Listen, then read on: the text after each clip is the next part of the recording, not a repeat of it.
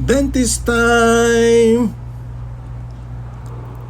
Huwag mong katakutan ang pumunta sa dentista. Sa bawat bunot at linis, iniingatan ang iyong ngiti. Alagaan mo ang iyong ngipin. Isa itong biyayang dapat ingatan.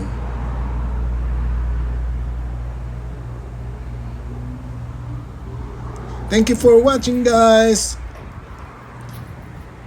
See you next time.